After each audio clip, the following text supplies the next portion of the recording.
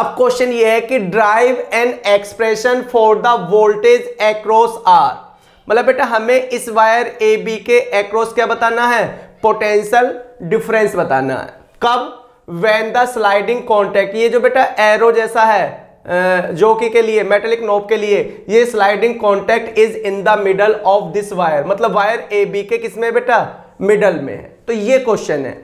तो तुम बेटा पहले इस डायग्राम को देख सकते हो, यहां देख सकते हो, एनसीईआरटी का एग्जाम्पल नंबर 3.10 है, एनसीईआरटी में देख सकते हो। तो कोई भी क्वेश्चन सॉल्व करने के लिए पहले उस क्वेश्चन का पढ़ना और समझना जरूरी है। तो बेटा ये डायग्राम गिवन है। अब हमें इसे कैसे सॉल्व करना है वो समझना है बेटा। तो बेटा मैं इस डायग्राम को थोड़ा सा रीड्रॉ कर लेता हूं। किस तरीके से, सॉल्यूशन के लिए मैं इस डायग्राम को रीड्रॉ कर लेता हूं बेटा। किस तरीके से रीड्रॉ करता हूं ये देखो तुम।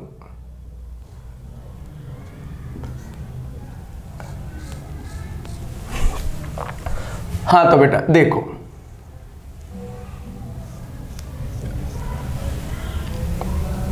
देखो बेटा, जब ये कांटेक्ट मिड पॉइंट है तो आधा रेजिस्टेंस इधर है, आधा रेजिस्टेंस इधर है, resistance directly proportional to the length.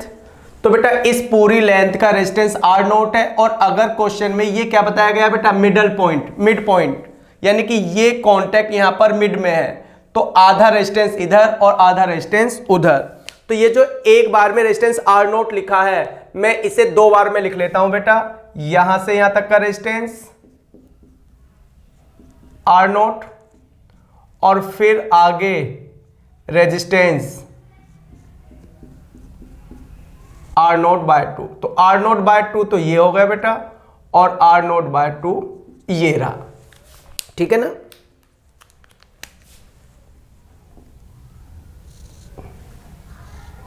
ये रहा बेटा, ये यहां पे कांटेक्ट है किसमें, मिडल में। ठीक है ना। तो ये ए, ये बी और ये सी मान लिया मैंने। इसके अलावा बेटा एक रेजिस्टेंस ये है, तो मैं इसको थोड़ा सा और सिंपल कर देता हूं। तो एक रेजिस्टेंस ये है आर। ठीक है ना। ये रहा बेटा इस तरीके से, ऐसे है कॉन्टेक्ट। ये डायग्राम, तो इस डायग्राम को बेटा मैंने थोड़ा सा रीड्रॉ या थोड़ा सा क्या कर लिया, सिंप्लीफाई कर लिया।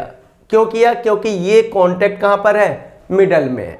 अब मुझे बताना क्या है बेटा, अब मुझे बताना है derive an expression for the voltage across R when the sliding contact is in the middle of potentiometer wire. तो बेटा मुझे यहां से मतलब इसके अक्रॉस क्या बताना, पोटेंशियल डिफरेंस। लेकिन आप देख रहे हो बेटा ये आर और ये R naught by 2, R naught by 2, ये दोनों किसमें है बेटा, पैरेलल में है। तो जो यहां से यहां तक का पोटेंशियल डिफरेंस है वही तो यहां से यहां तक का पोटेंशियल डिफरेंस है।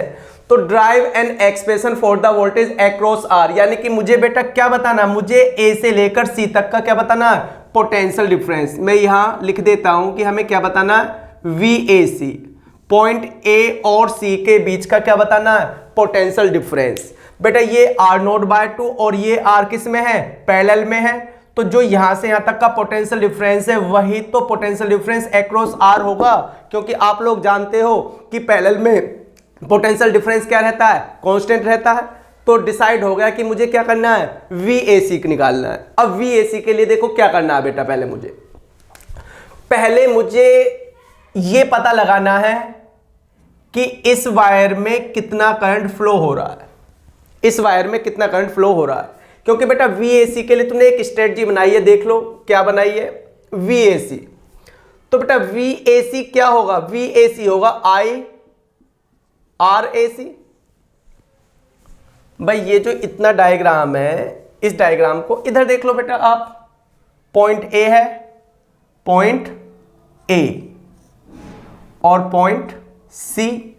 तो इसके बीच में ये रेजिस्टेंस कितने ओम हो गया, इसके बीच में ये रेजिस्टेंस हो गया बेटा आर नोट बाय 2 और ये हो गया यहां पर आर। ठीक, ये रहा, और कहीं से इसमें करंट आ रहा है इधर से आई, मान लो ये करंट कितना है आई। तो बेटा यहां से इसके एक्रॉस पोटेंशियल डिफरेंस बताने का मतलब है यहां से यहां तक का पोटेंशियल डिफरेंस बताना। क्यों? क्योंकि दोनों पैरेलल में उतना ही होगा, सेम होगा। तो बेटा VAC के लिए तुम्हें क्या करना है बेटा, एक तो ये पता लगाना कि इसमें कितना करंट आ रहा है, यहां पर कितना करंट एंटर कर रहा है इस टर्मिनल ए पर। तो V equal by Ohm's law IR, R कौन सा, A से लेकर C तक का रेजिस्टेंस। तो बेटा RAC क्या होगा बताओ, RAC since R0 by 2 and R and R0 by 2 are in parallel. ये दोनों किस में बेटा, पैरेलल में है। तो A से C तक का जो R इक्विवेलेंट होगा, तो बेटा जब दो रेजिस्टेंस पैरेलल में होते हैं तो या तो आप जानते हो 1 by R equal 1 by R1 plus 1 by R2 करके लिखते हैं, या कैसे लिखते हैं बेटा बताओ, 1 by R इक्विवेलेंट क्या होता है 1 by R1 plus 1 by R2। फिर फर्दर सोल्व करते हैं, 1 by R इक्वल क्या हो गया R1 प्लस R2 अपॉन में क्या R1 R2। तो यहां से R क्या आ जाएगा बेटा R1 R2 अपॉन में R1 R2 अपॉन में R1 प्लस R2। तो बेटा मैं यहां पे डायरेक्ट लिख देता हूं कि RAC जो होगा वो क्या होगा R1 R2, यानी कि R इंटू R0 बाय 2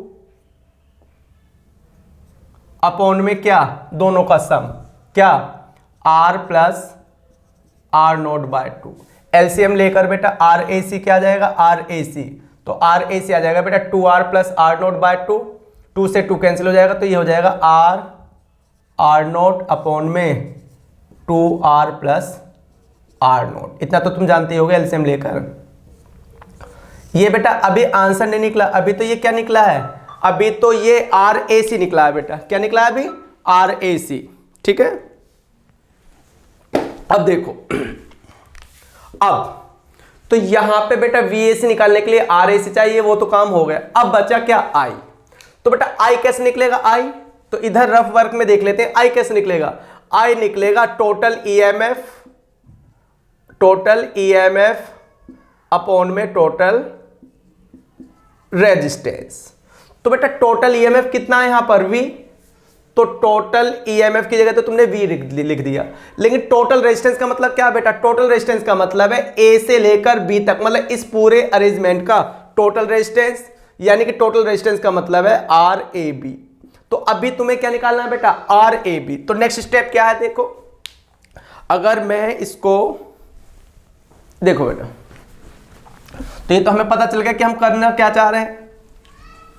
अब इनका जो पैरेलल कॉम्बिनेशन है, इनका जो पैरेलल कॉम्बिनेशन है बेटा, तो तुम इतना तो समझ ही पा रहे हो कि इनका जो पैरेलल कॉम्बिनेशन है वो इसके किस में होगा, सीरीज में होगा। तो नाउ ये वाला RAC एंड ये वाला R0 bye 2 are in series. अब ये किस में है बेटा, सीरीज में। तो अब यहां से यहां तक का जो रेजिस्टेंस होगा RAB, वही तो R इक्विवेलेंट होगा बेटा। तो R इक्विवेलेंट क्या RAB, और कितना होगा, क्योंकि ये सीरीज में है तो क्या होगा RAC प्लस R0 बाय 2। तो RAC की वैल्यू ये रही बेटा क्या R0 अपॉन में 2R plus R0 plus R0 bye 2। अब हमने बेटा इसको आगे सॉल्व किया, एलसीएम लिया, तो RAB कितना आने वाला, RAB या R इक्विवेलेंट एक ही बात है, A से B तक का टोटल रेजिस्टेंस। तो एलसीएम लेकर ये आ गया 2R प्लस R0, ये हो गया बेटा।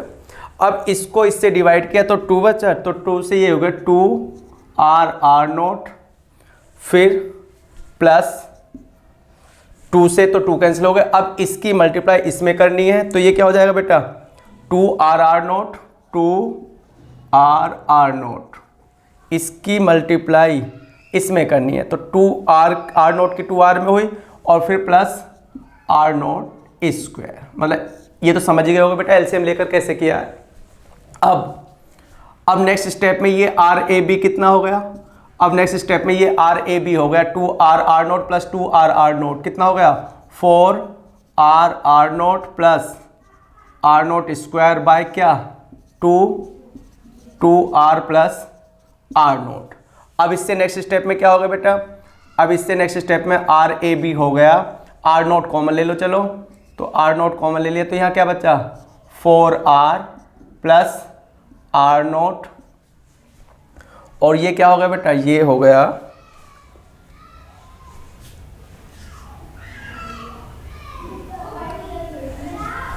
ठीक है। हाँ तो बेटा ये हो गया क्या 2r प्लस r0। यहां तक बात क्लियर। ये आर ए बी निकल आया, मतलब ये आर इक्विवेलेंट निकल आया। अब बात आती है नेक्स्ट स्टेप क्या है, by Ohm's law current in potentiometer wire.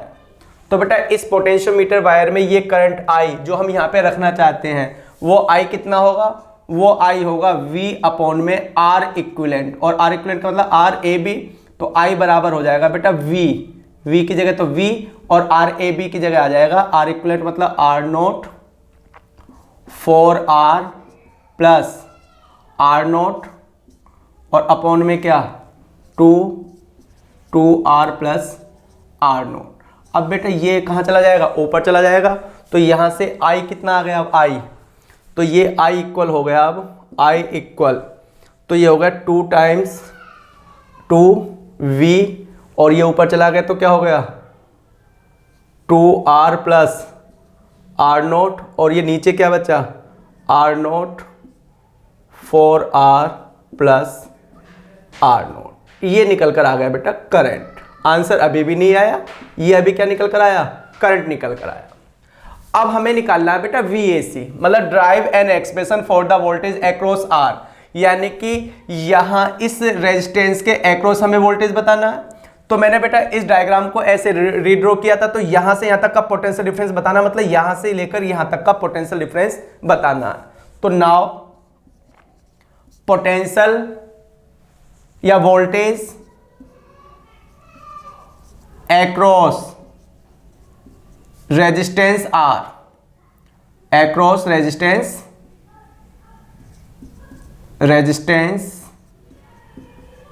R। तो बेटा ये जो रेजिस्टेंस R दिया इसके अक्रॉस वोल्टेज तो ये है क्या VAC इक्वल कितना, वो होगा IRAC। ये तो मैं पहले ही बता चुका हूं, I की वैल्यू यहां से रखनी है तो मैं ये रही तो कितनी 2 times of V 2R plus R0 by ये क्या है R0 4R प्लस R0 और इनटू RAC।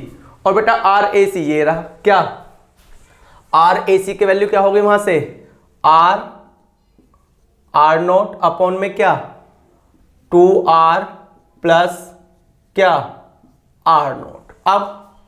अब बेटा 2R प्लस R0 से तो 2R प्लस R0 कैंसिल हो गया, R0 से R0 कैंसिल हो गया, तो फाइनली ये आ गया 2VR और नीचे क्या आ गया 4R प्लस R0।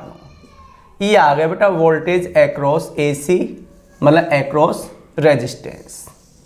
एक बार और समझ लो बेटा, ठीक है। तो देखो क्वेश्चन हमने पढ़ा, ये डायग्राम गिवन था। अब क्वेश्चन में लिखा हुआ है कि this contact is in the middle. तो मैंने डायग्राम को थोड़ा सा और सिंप्लीफाई किया समझाने के लिए, और मैंने इसको इस तरीके से क्या किया रीड्रॉ किया। अब थोड़ा ज़्यादा क्लियर हो गया कि ये दोनों आपस में पैरेलल में हैं और इनका जो इक्विवेलेंट आएगा RAC वो RAC और R0/2 ये किस में होंगे, सीरीज में होंगे। तो पहले बेटा हमने इसका इक्विवेलेंट निकाला RAC R1 R2 अपॉन में R1 प्लस R2, और फिर इनका जो इक्विवेलेंट आया वो इसके साथ सीरीज में, तो फिर ये R इक्विवेलेंट निकल कर आ गया RAB, A से लेकर B तक का मतलब R इक्विवेलेंट निकल कर आ गया। अब बात आती है जब R इक्विवेलेंट निकल आया, ये निकल आया बेटा R इक्विवेलेंट, तो फिर इस बैटरी से कितना करंट इसमें एंटर करता है, उसके लिए बेटा by Ohm's law current in potentiometer wire A पर कितना करंट एंटर कर रहा है, तो I इक्वल हो गया बेटा ईएमएफ अपॉन में टोटल रेजिस्टेंस, तो टोटल ईएमएफ V है और टोटल रेजिस्टेंस ये तुम्हारे सामने अभी निकाला, ये ऊपर चला जाएगा और वो इस तरीके से I निकल कर आ जाएगा।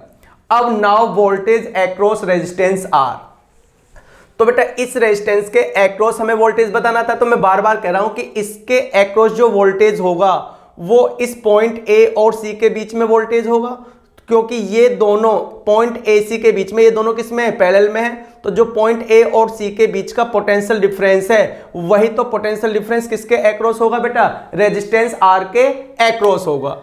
तो जब हम VAC निकालना चाहते हैं, वोल्टेज अक्रॉस रेजिस्टेंस आर, तो VAC क्या होगा, I RAC, तो RAC ये रहा और I मैंने ये सारा निकाला, इसको सोल्व करके आ गया 2VR अपॉन में 4R प्लस R नॉट।